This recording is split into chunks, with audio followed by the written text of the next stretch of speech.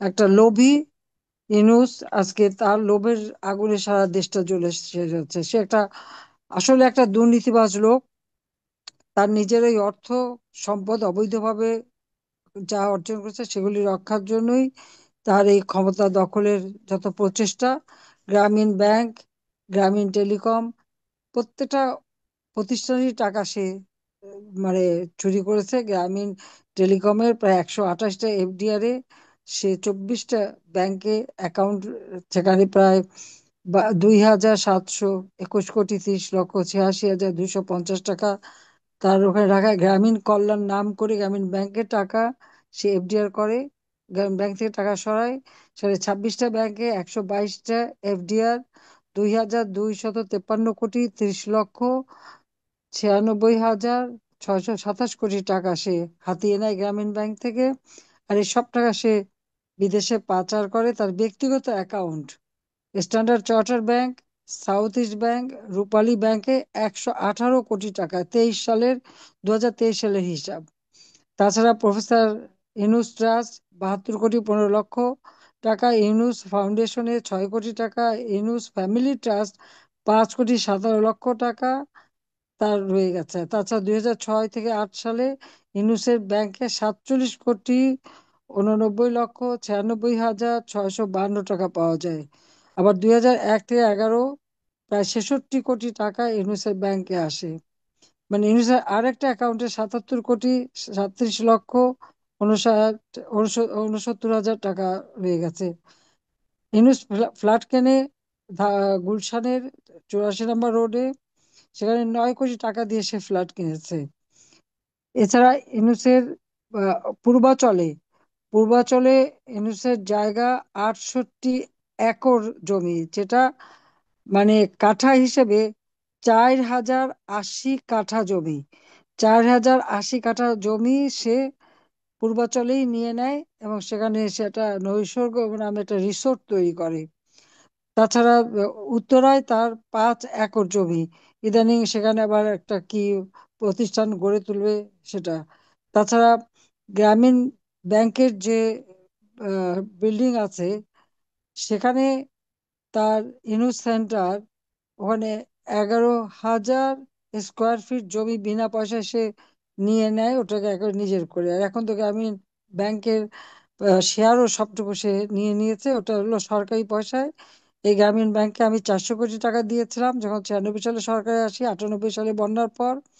তাছাড়া গ্রামীণ ফোনের ব্যবসাও তাকে দিয়েছিলাম, কিন্তু কোনো টাকাই জনগণের কল্যাণে সে ব্যয় করেনি। এইসব টাকা দিয়ে 48টা কোম্পানি খোলে। প্রত্যেকটা কোম্পানি কিন্তু অলাভজনক। অলাভজনক এই জন্য যে কোম্পানি টাকাটা মেরে দেয়, আর ট্যাক্স ফাঁকি দিতে হবে, আর শ্রমিকদের ফাঁকি দিতে হবে। শ্রমিকদের টাকা মেরে দেওয়াতে শ্রমিকরা তার বিরুদ্ধে মামলা করে, সে শ্রমিক আদালতে সাজাপ্রাপ্ত একজন আসামি। সেই সাজাপ্রাপ্ত আসামি।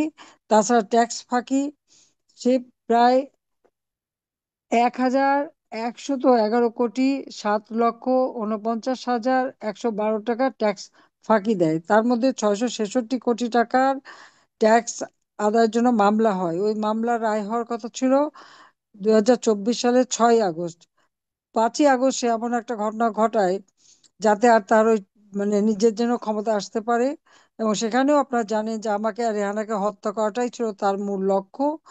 এবং মানুষকে একটা মিথ্যা অপবাদ দিয়ে আমাদের বিরুদ্ধে নানা ধরনের মিথ্যা কথা বলে মানুষকে করে। আর এই ছেলে মেয়েরা যখন আন্দোলন শুরু করে, সেই 15 জুলাই 2024 সাল থেকে যেই খুন খারাপি, অত্যাচার, নির্যাতন, হত্যা শুরু করেছিল, আগুন দিয়ে পোড়ানো, ওই সময় এই যে পুলিশকে হত্যা করা, তারপর আমাদের আওয়ামী লীগের নেতাকর্মী হত্যা, সংখ্যালঘু সম্প্রদায় হিন্দু বৌদ্ধ খ্রিস্টান কেউ বাদ যায়নি, তাদের উপরে আক্রমণ, আমাদের বাড়ি ঘর সবার জ্বালিয়ে দেওয়া পুড়িয়ে দেওয়া, এই ধরনের কাজ শুরু করে। যে কারণে এইগুলি করার পরে আবার ইউনূস তাদেরকে দায় মুক্তি দেয়।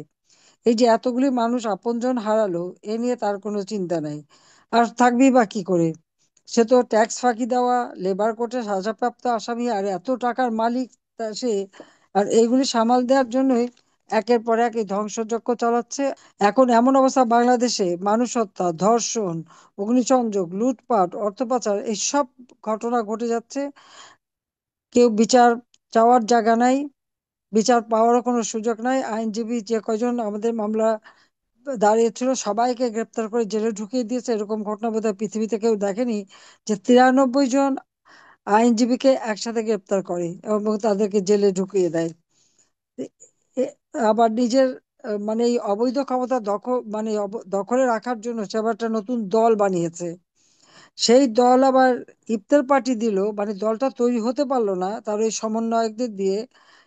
সেই দল মানে ওটা হলো 1300 জন অতিথি মেহমান, তাদের জন্য তার খরচ হলো এক, তার যে ইফতার পার্টি দিল হোটেল সোনারগাঁয়ে, সেখানে এক এক প্লেট মানে ইফতার, তার দাম হলো 12,500 টাকা প্লেট।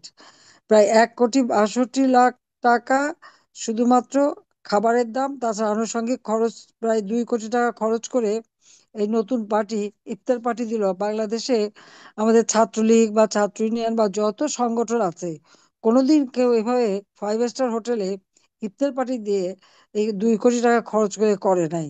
কিন্তু ইউনূসের দল সেটাও তারা করলো। অর্থাৎ এই সব কিছু তার করার ইচ্ছা। আর একের পর এক যে মানুষ হত্যা করা এবং এক একটা পরিবারকে ধ্বংস করে দেওয়া, ঘর বাড়ি সব, ব্যবসা প্রতিষ্ঠান, ইন্ডাস্ট্রি, সব কিছু আগুন দিয়ে পোড়ানো অথবা লুটপাট করা, ছেলেকে পায় না দেখে মাকে খুন করা, বাপকে পায় নাই, ছোট্ট 3 বছর 4 বছর একটা বাচ্চা এবং তার মা, তাদেরকে গ্রেপ্তার করে নিয়ে যাওয়া, ছেলেকে ধরতে গেল পারল না কেন, সবই মিথ্যা মামলা দিয়ে, মাকে গাছের সাথে বাঁধা, টিচারদের উপর অপমান, স্কুলের বাচ্চা, কলেজের ছেলে মেয়ে, তারা তাদের টিচারকে অপমান করে, গলায় জুতার মালা পরায়, গাছের সাথে বাঁধে, জোর করে পদত্যাগ করায়। ইউনিভার্সিটির টিচারগুলি সব কি আওয়ামী লীগের কারা, তারা পড়াতে পারবে না, তাদেরকে বের করে দিচ্ছে। প্রায় কয়েক লক্ষ ছেলে মেয়ে আজকে লেখাপড়া থেকে বঞ্চিত, তারা পড়াশোনা করতে পারছে না, পরীক্ষা দিতে পারছে না, তার সার্টিফিকেট কেড়ে নিচ্ছে। মানে অত্যাচার নির্যাতন এমন ভাবে চলছে। আর এই ফাঁকে সে কি করছে, বিভিন্ন জায়গায় টাকা পাচার। তার সমন্বয়করা তো ইতিমধ্যেই মানে দুবাই থেকে শুরু করে বিভিন্ন জায়গায় টাকা পাচার করেছে, অনেক টাকা রেখেছে। ইউনূস নিজেও সে Dubai, Singapore, Italy, France, Monaco, Vietnam হয়ে বিভিন্ন টাকা পয়সা বিদেশে পাচার করে বেশ তার আখের সে গুছিয়ে নিচ্ছে। আর এখানে আজকে চারিদিকে হাহাকার, একটা ডাকাতি, খুন প্রতিদিনের ব্যাপার। আমাদের মানে পুলিশ, আইনজীবী, সাংস্কৃতিক কর্মী, ডাক্তার, মানে তাদের অত্যাচার থেকে কেউ রেহাই পায় না। সেদিন আপনি দেখলেন যে ডাক্তার আজিজ একটা শিশু বিশেষজ্ঞ, প্রত্যেকটা ওই যে শিশু ঠোঁট কাটা, জিভ কাটা, ওগুলি সে নিজে সেলাই করে ঠিক করে দিত, বাচ্চাদের দেখতো। সব থেকে মানে ভালো শিশু বিশেষজ্ঞ, তার বিরুদ্ধে মিথ্যা মামলা দিল। মিথ্যা মামলা দিয়ে আবার সে যখন ছাড়া পেলো, তাকে এসে ছাত্রদল আর জামাতের লোক এসে মারধর করে আবার তাকেই আবার জেলে ঢুকালো। এরকম একটা মানে চরম অরাজক অবস্থার মধ্যে বাংলাদেশ চলছে। প্রায় 1 কোটির মতন প্রতিষ্ঠান আগুন দিয়ে পোড়ানো। আওয়ামী লীগের কোনো নেতা কর্মীদের তো বাড়িঘর কিচ্ছু নাই, ব্যবসা প্রতিষ্ঠান নাই, সবাইকে একেবারে নিঃস্ব করে দিয়েছে। তার মধ্যে যে নৃশংসভাবে হত্যা, একটা বাড়িতে ঢুকে ঢুকে, মানে সেই কিছুক্ষণ আমি পরে পরিবারের কাছ থেকে শুনবো। তাছাড়া আমি তো নিজে কথা বলি, অনেক তথ্যই আমি জানি। কিন্তু এই দুর্বৃত্তের হাত থেকে দেশকে কিভাবে রক্ষা করা হয় সেটাই আমাদের ভাবতে হবে। তো যাক, আমি আর সময় নিতে চাই না। একে তো খুনি, দুর্নীতিবাজ, এদের হাত থেকে মানে রক্ষা করা, আর আমাদের বিরুদ্ধে মিথ্যা মামলার তো সীমা পরিসীমা নাই। যেখানে ইউনূসের 4,080 কাঠা জমি পূর্বাচলে, সেখানে আমরা আমাদের কেন 10 কাঠা করে জমি নিলাম, এটা বিরাট অপরাধ করে ফেলেছি। তা আমি আগেই বলছিলাম যে ঠিক আছে ওই জমি নিয়ে নাও, যখন কিছুই করিনি, কিছুই বানাইনি, তো ওটুক দিয়ে আর আমরা কি করব। আমি প্রধানমন্ত্রী হিসেবে যে কোনো ইসে আমি কাউকে জমি দিতে পারি, এরকম জমি ফ্ল্যাট আমি অনেক মানুষকে দিয়েছি।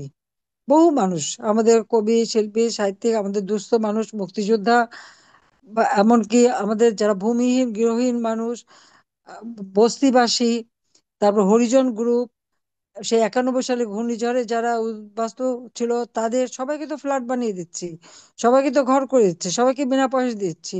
তো সেখানে যদি আমি কয়েকটা প্লট দিয়ে থাকি আমাদের পরিবারকে, তো এটা কত বড় একটা অপরাধ করেছি জানি না, তো ওটা আমাদের চাই না, ওটা তারা নিয়ে নিতে পারে, ওটা নিয়ে নাকি আমরা নাকি ফ্রড করেছি, সেটা দিয়ে ফ্রড করার তো কিছু নেই।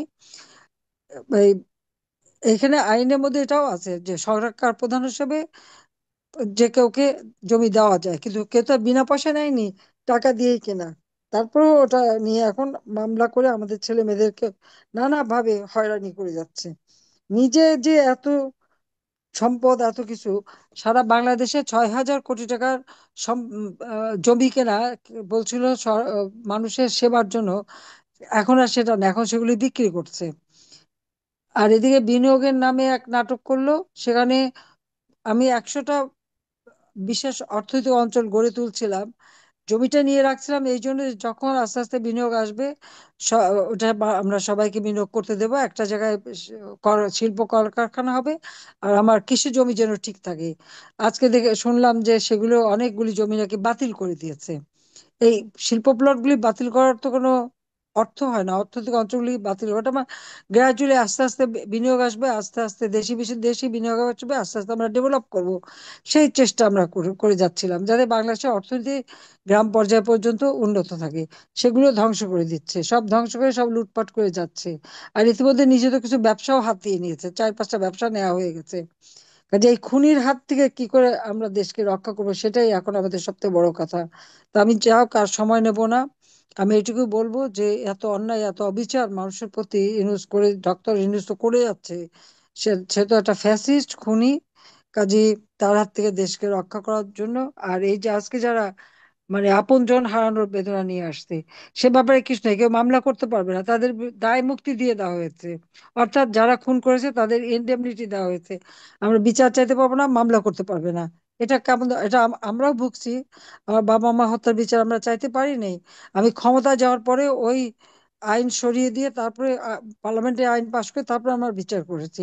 তো যাই হোক, আমি এখন আমাদের যারা এখানে যেসব ফ্যামিলি আজকে আপনজন হারিয়েছেন, আমি সেই এক স্বজনহারা, এই স্বজনহারাদের কথাই আমি শুনবো।